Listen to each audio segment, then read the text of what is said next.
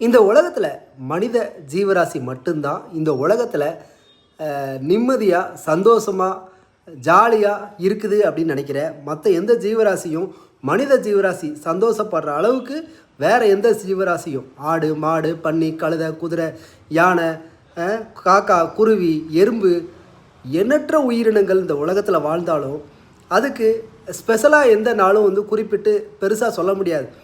நம்மளை மாதிரி மனிதர்களுக்கு தான் இந்த இறைவன் பொங்கல் தீபாவளி நல்லது கெட்டது அப்படின்னு சொல்லி வருஷத்தில் 365 நாளில் 300 நாளும் நமக்கு சிறப்பான ஒரு நாளை கடவுள் தனித்தனியாக பிரித்து வச்சுருக்காரு. இந்து மதம் கிறிஸ்துவ மதம் முஸ்லீம் மதம் எல்லோருக்கும் பண்டிகை, எல்லோரும் குடும்பத்தினரோட ஒன்றாக இருந்து சந்தோஷமாக கழிக்கிறதுக்கு.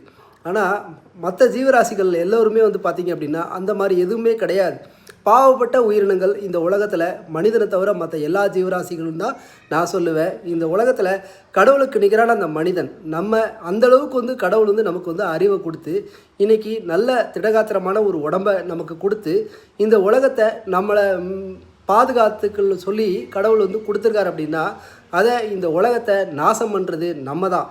இந்த மனிதன் அப்பேற்பட்ட கடவுள் போல் உள்ள மனிதன் இந்த உலகத்தை நாசம் பண்ணிக்கிட்டு இருக்கான். நல்லா சிந்திங்க. இயற்கையை பாதுகாக்க நாமெல்லாம் ஒன்றிணைந்து மரங்கள் நடணும். இயற்கையை சேதாரப்படுத்தக்கூடாது. இன்றைக்கி பில்டிங்காக கட்டி மனிதன் என்ன கொண்டு போகிறா அப்படிங்கிறது தெரியல.